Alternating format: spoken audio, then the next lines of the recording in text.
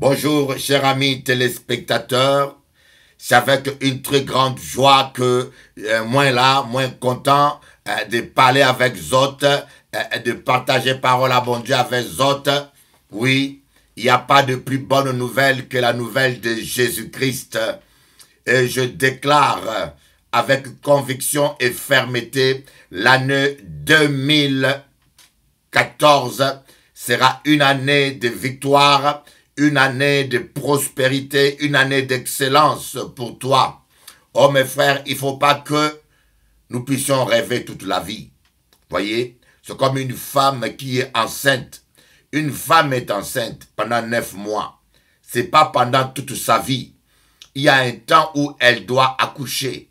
Il y a un temps où elle accouche de son rêve. Oh mes amis, prenez conscience, j'en ai vu tellement de chrétiens qui ont vécu malheureux toute leur vie, tout en rêvant de la prospérité, tout en rêvant de la guérison, tout en rêvant du miracle, mais ils ont rêvé toute leur vie, ils sont morts avec leurs rêves. Ils sont morts, ils sont partis, ils ont quitté cette terre avec leurs rêves dans leur cœur. Oh, c'est exactement ce qui s'est passé avec les enfants d'Israël. Ils ont quitté l'Égypte. Le plan parfait de Dieu, le dessein de Dieu à leur sujet était que ces gens devaient entrer dans Canaan, se reposer, vivre en paix, vivre dans la joie, prendre du lait, manger des raisins, et Dieu les a destinés à vivre sur une terre de prospérité. Je ne sais pas comment font certains pasteurs religieux ou certaines personnes qui nient la prospérité. Et des fois, j'ai entendu des gens dire je suis contre la doctrine de la prospérité. Je dis mais les gens sont parfois stupides. Qu'appelez-vous doctrine de la prospérité? Il y a des faux héros qui circulent aujourd'hui dans le monde. Vous ne me direz jamais que vous êtes contre les héros. Vous ne me direz pas que si on vous donne 5 billets de 500 euros, que vous allez le jeter à la poubelle. Ici à Paris, quand je vais payer mes courses en espèces et que je sors un billet de 100 euros, que cela soit à Carrefour ou à Leader Price, ils ont une machine à tester, ils ne jettent pas la monnaie, ils vérifient la monnaie. Ce n'est pas parce qu'il y a quelques prédicateurs mal intentionnés, quelques loups vêtus de manteaux de brebis qui manipulent la Bible à leur intérêt et qui manipulent la parole, les promesses de Dieu sur la prospérité à leur intérêt, dans leur prédication. Ce n'est pas pour autant que nous allons renier la parole de Dieu. La prospérité, mes amis, est dans la Bible. Dieu a créé un monde prospère, un monde qui avait tout. Dieu a mis Adam. Si vous ne savez pas, je tiens à vous dire, Adam était multimilliardaire. Il n'y a aucun homme sur terre aujourd'hui qui peut prétendre être plus riche qu'Adam. Toute la terre était Adam. Tout le pétrole, tout l'or, tout ce qu'il y a sur terre était propriété privée d'Adam. Et si vous voulez me dire qu'Adam était pauvre, alors là, vous n'avez rien compris de la Bible. Notre grand-père, nous sommes des descendants d'un multimilliardaire, mais malheureusement, qui a cédé son droit de bail à Satan. Voyez, lisez bien la Bible. Beaucoup moins. Moi, je veux comprendre que bon Dieu ne veut pas que les autres vivent dans la souffrance, dans la précarité, dans la médiocrité. Pour le monde peut que convaincre moins de ça. Voyez, quand Dieu a mis Adam dans le jardin, il y avait de l'or, il y avait tout. Il y avait tout. Tout est à toi. Et c'est la raison pour laquelle Jésus a dit, tout ce que vous demanderez à mon nom, je vous le donnerai. Tout ce que vous demanderez. Parce que lorsque nous allons auprès du Père au nom de Jésus, c'est exactement, nous reprenons la position du premier Adam.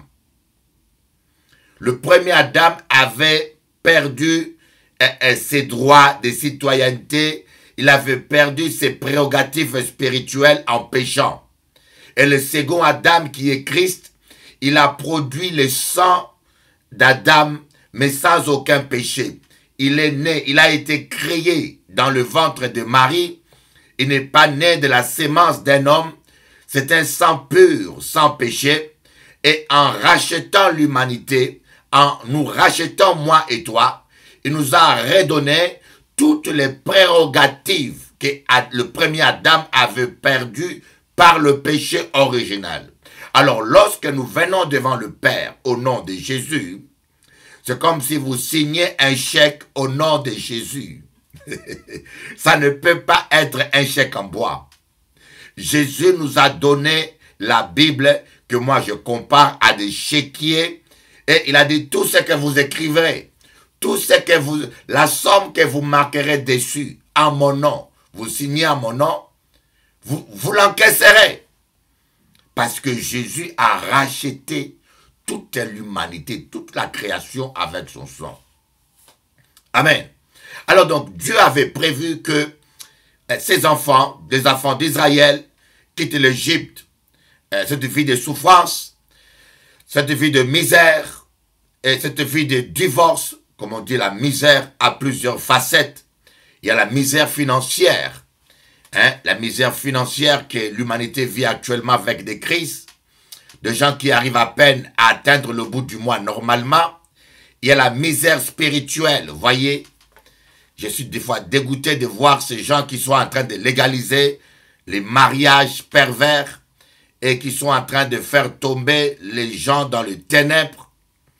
Et il y a la misère sentimentale. Oh, là encore, c'est énorme. Tous ces hommes qui aiment des femmes et la femme l'abandonne. Ou cette femme qui aime un mari et le mari sort avec un autre homme. C'est une misère, c'est une souffrance. Croyez-moi, il faut être amoureux de quelqu'un qui ne vous aime pas ou bien de quelqu'un qui vous a manipulé et puis après qui vous lâche comme un papier hygiénique. Croyez-moi, c'est une souffrance. Et des fois, on veut bien oublier la personne, mais on n'arrive pas. On dit, je veux bien, j'ai des enfants, je vais recommencer ma vie, je vais essayer d'oublier. Oh, si c'était seulement automatique, il n'y aurait pas eu autant de misère sentimentale. Mais parfois, ce n'est pas automatique. On veut bien. Et parfois, il y a tant de souvenirs. Il y a tant d'émotions vécues. Et des fois, on dit, on a oublié. Il suffit d'écouter un chant que tu écoutais avec lui. Et ça vous ramène encore derrière. Des fois, on dit, je vais essayer d'aimer quelqu'un d'autre, mais tu as beau essayer, tu te rends compte que c'est pas magique. Et c'est pas comme ça, on commande pas le cœur comme on commande une moto ou une voiture. C'est une misère. Mais j'aimerais vous dire qu'il y a aussi la misère de santé, la misère médicale dans laquelle des gens sont malades, ils souffrent. Oh, ça c'est la pire des misères. J'aimerais vous dire, vous qui vous croyez malheureux parce que vous manquez une voiture ou vous manquez une maison, ou bien parce que votre mari vous a abandonné ou votre femme, j'aimerais vous dire, vous ne connaissez pas la vraie misère. La misère médicale, quand vous manquez de santé, quand vous avez des millions, quand vous avez de l'argent, mais vous n'arrivez pas à dormir. Voyez, quand vous avez de l'argent, mais vous ne pouvez pas, vous avez un estomac qui est malade, vous ne pouvez pas manger, vous pouvez acheter tous les repas, mais il y a un problème, cela ne peut pas entrer parce que vous avez un problème de santé. C'est là que vous comprenez que vous avez besoin de Jésus malgré votre argent, malgré votre succès, malgré votre force, malgré votre besoin, malgré votre intelligence, malgré vos réussites, malgré vos exploits musicaux ou vos exploits sportifs, vous avez besoin de Jésus. Tu as besoin de Jésus. Tu as besoin de Jésus parce que sans Jésus, tu es malheureux. Si tous les hommes de la terre étaient sincères, ils diraient sans mentir, je suis malheureux sans Jésus. J'ai besoin de Jésus. J'ai encore besoin de Jésus. J'ai encore plus besoin de Jésus.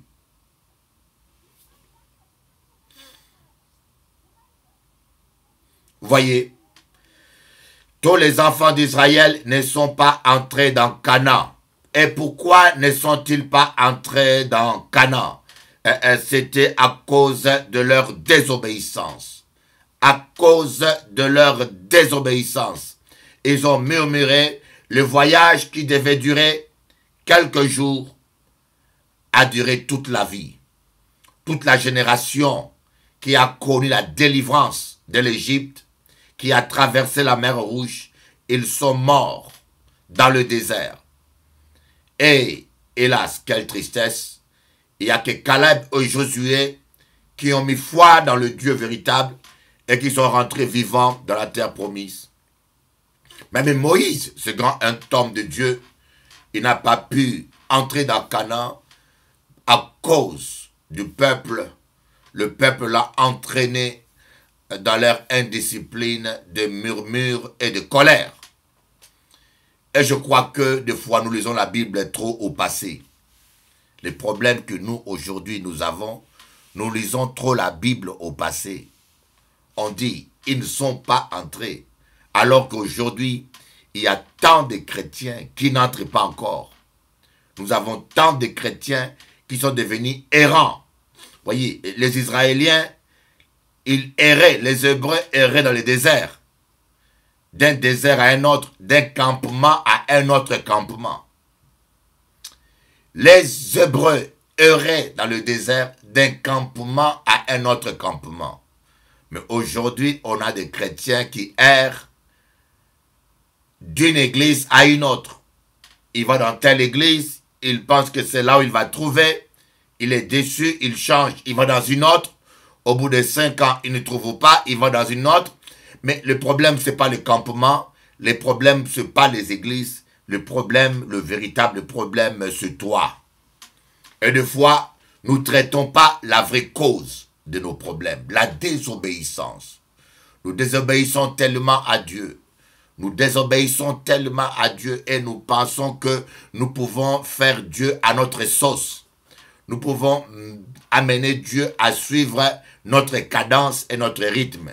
Alors que c'est nous qui devons suivre les principes divins, obéir à ce Dieu.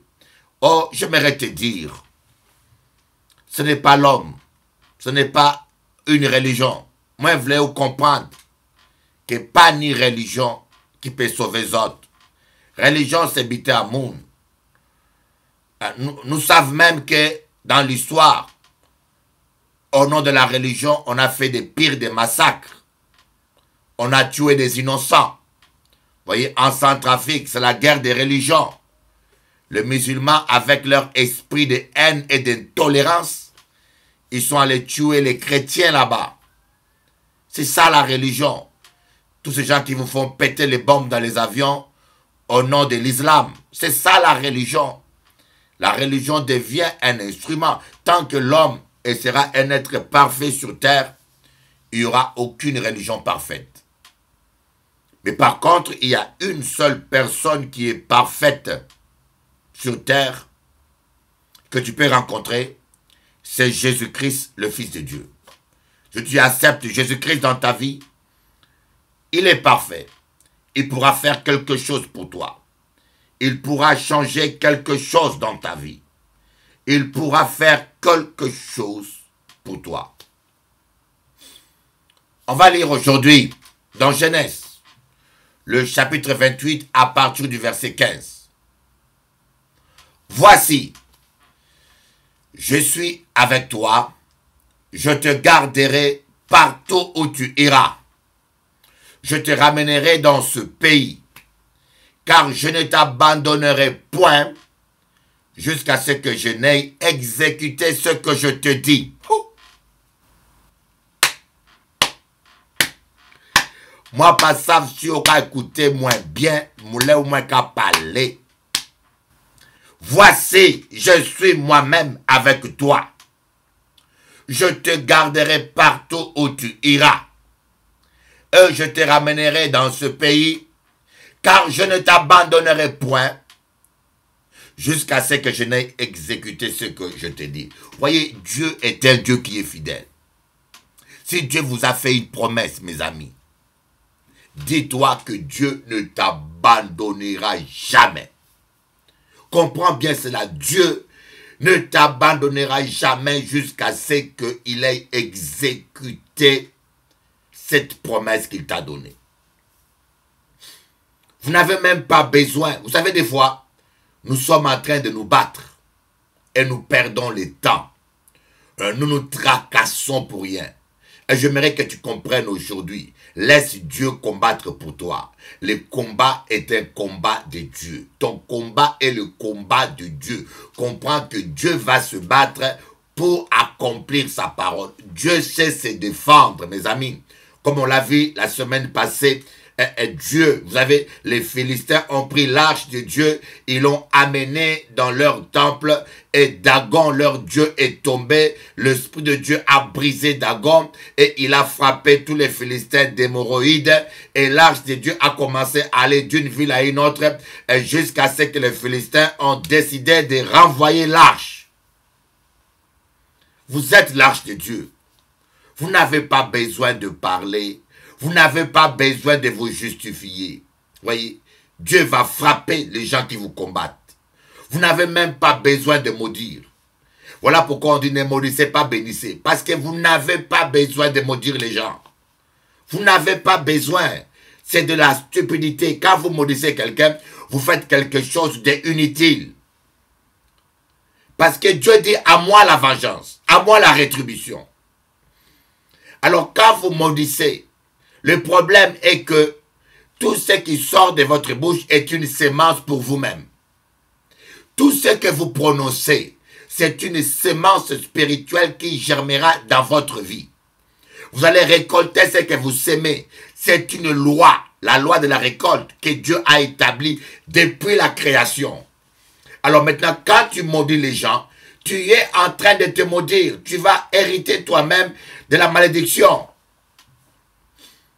Et vous allez voir dans la Bible, le prophète Élisée, il a maudit des enfants.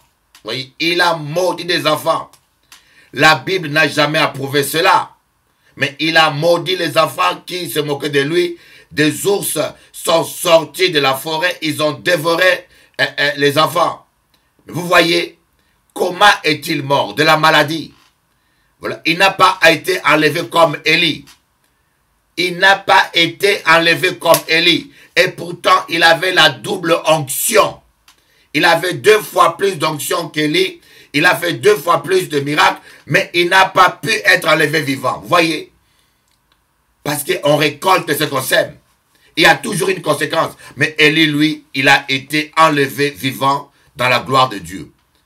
Vous n'avez pas besoin de maudire un homme. Dieu lui-même s'en occupera. Évitez de prononcer des paroles négatives avec votre bouche, parce que des fois, nous-mêmes nous sémons le vent et nous récoltons parfois la tempête. Nous-mêmes nous sémons les malheurs. Nous-mêmes nous semons la souffrance. Parfois la misère que nous vivons est une tempête que nous avons nous-mêmes provoquée. Et parfois les divorces, la misère, la pauvreté que nous sémons, ce sont des conséquences de nos comportements et de nos attitudes. Combien on doit vous dire, comment on doit vous prêcher. Gardez votre bouche pure.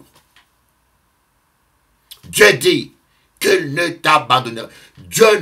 C'est nous qui pouvons abandonner Dieu. Tant que la parole était dans l'arche, Dieu veillait sur sa parole. Il veille. La Bible dit, il ne dort ni ne sommeille. Il veille sur sa parole pour t'accomplir. Si tu as reçu une promesse de Dieu, mon ami, arrête de t'inquiéter. Arrête de pleurer. Voyez, même si la situation présente devient difficile, apprends à t'appuyer sur la parole de Dieu. Même si tu sens la douleur dans ton corps, apprends à t'appuyer sur la parole de Dieu. Même si ce que tu vois est complètement le contraire. Oui, le vent contraire va toujours souffler sur votre chemin. Lorsque les prophètes ont dit, Israël a compris qu'un sauveur est né. Hérode, inspiré par le diable, a commencé à tuer les enfants. C'est une contradiction. Voyez, c'est un vent contraire. Lorsque les enfants, les Hébreux ont su qu'un sauveur est né, Moïse, Pharaon, inspiré par le diable, il a commencé à faire le contraire. Tuer tous les nouveau-nés. Donc, au lieu que les gens soient sauvés, mais les gens étaient perdus. c'était le contraire. Oui, les vents contraires, ça existait, ça existera toujours. Apprenez à ne pas sentir les vents contraires, à vous fier à ces vagues qui se soulèvent.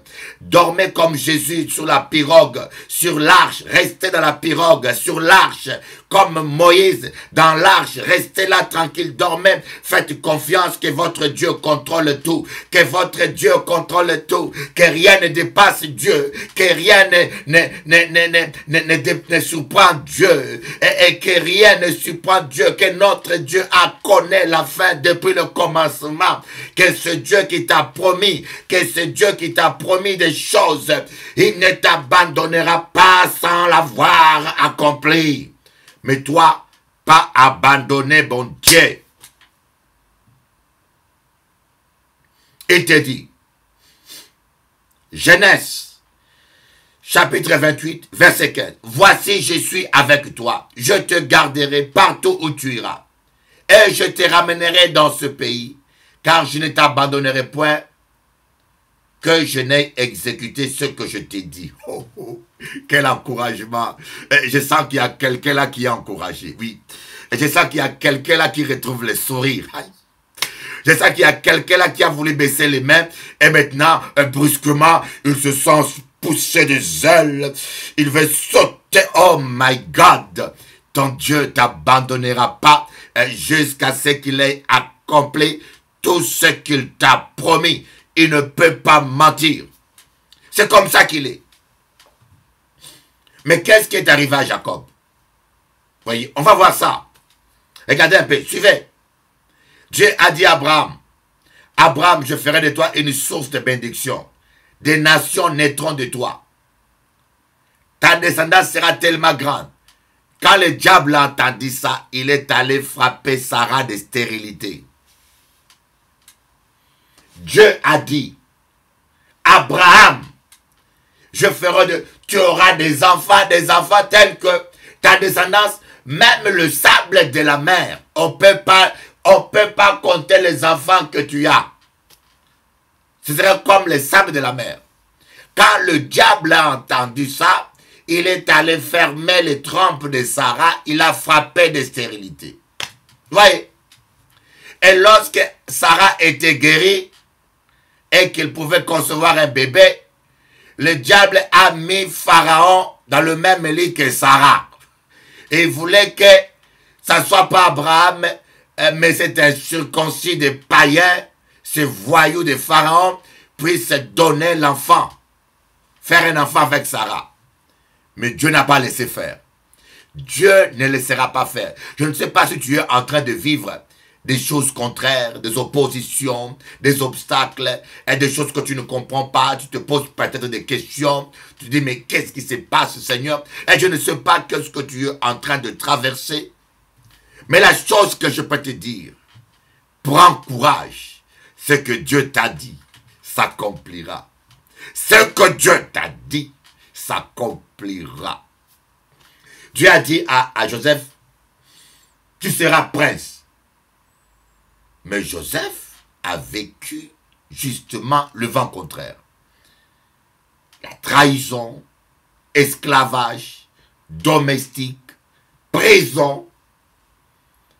Le diable s'est déchaîné contre Joseph.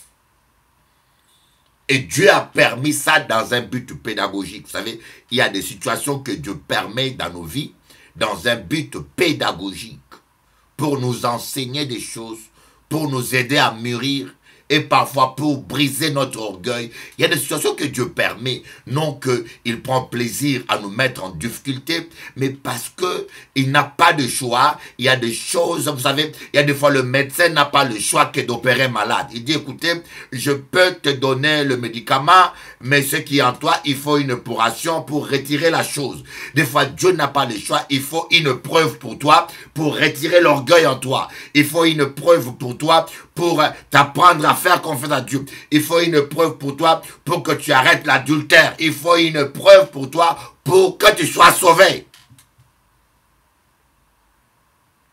Et c'est la raison. Mais sachez une chose. Dieu accomplira la promesse qu'il t'a faite.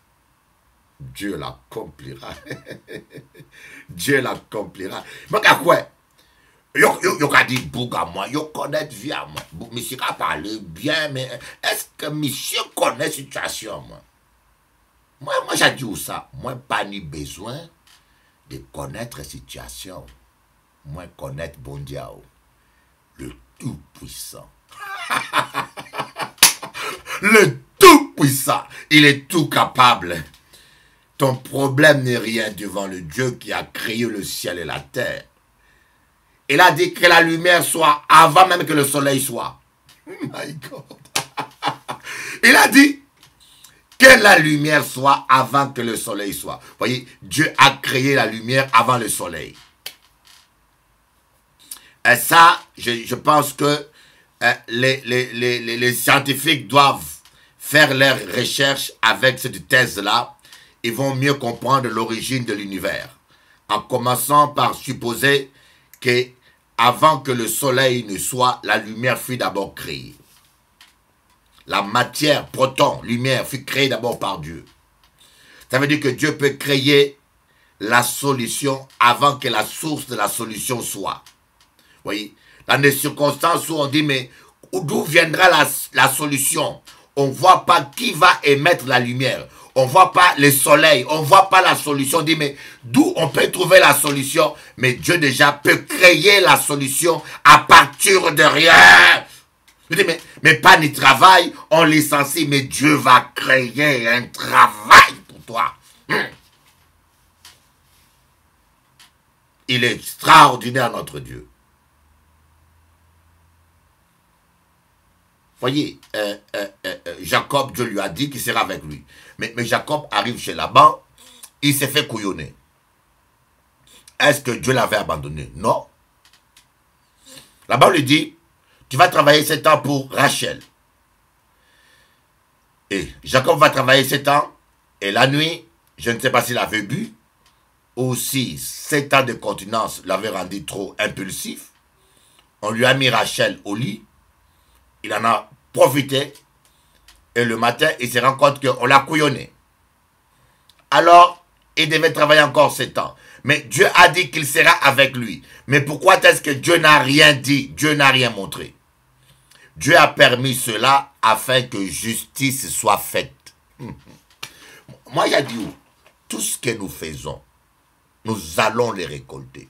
Nous avons des difficultés, nous perdons des années dans des épreuves et parfois on se fait avoir parce que c'est la justice de Dieu qui est en train de s'accomplir. Un voleur qui vole, un voleur ne vole pas mais accomplit la justice. Un voleur qui vole, un voleur devant la loi, il accomplit la justice. Il a volé humainement parlant, mais quelque part, il a accompli, il a rendu justice. Vous comprenez? Donc, ici, Dieu a permis que Jacob soit couillonné. Bien que Dieu voyait tous les manipulations de Laban. Et parce que justice devait être faite. Parce que Jacob avait à profiter de l'obscurité visuelle de son père, Isaac. De l'aveuglement de son père. Pour voler la bénédiction. Il avait profité de cela. Et Jacob avait, Isaac avait touché Jacob, il avait mis des poils, une peau de poils de bélier pour tromper son père. Et la nuit, cette nuit-là aussi, en pleine nuit, Dieu a fermé les yeux de Jacob. Quand il touchait Léa, il ne voyait pas que c'était, il pensait que c'était Rachel, alors que c'était Léa. Il a tâté, il a touché, voyez, et même ses mains, Dieu l'avait... La même chose qu'il a fait à son père, c'est la même chose qu'il a récoltée. Et ça l'a coûté 7 ans. Ce n'est pas que Dieu l'avait abandonné. Il fallait que justice soit faite. Et quand justice a été faite, lorsque Laban a voulu poursuivre Jacob, si vous lisez Genèse, vous allez voir que lorsque Laban a voulu poursuivre Jacob pour lui dire, mais Jacob, pourquoi tu as osé partir sans m'avertir, tu as pris mes enfants? Dieu a dit à Laban la nuit, ne dis rien en mal ou en bien sur cet homme-là. Je t'interdis. Je ne te permets pas de dire quoi que ce soit à Jacob. Oui, voyez, là maintenant, justice était faite. Et Dieu a commencé maintenant à dire non, là-bas. Vous dites, quand vous marchez avec Dieu, ne faites pas n'importe quoi sous prétexte que Dieu va toujours pardonner. Non, ne faites pas n'importe quoi. Je vous aime beaucoup. Je vous aime beaucoup de l'amour de Dieu. Et je tenais à vous dire cela. Dieu ne vous abandonnera jamais. Jusqu'à ce qu'il ait accompli ce qu'il vous a dit. La parole de Dieu pour ta vie s'accomplira. J'aimerais que tu prennes conscience que la parole de Dieu pour ta vie s'accomplira. La parole de Dieu dans ta vie s'accomplira. Tu vas vivre les promesses de Dieu. Prends courage. Ne regarde pas aux circonstances. Prends simplement courage. Si vous voulez continuer à partager avec moi la parole de Dieu 24 heures sur 24 heures, connectez-vous sur onction.com et vous serez bénis. À bientôt.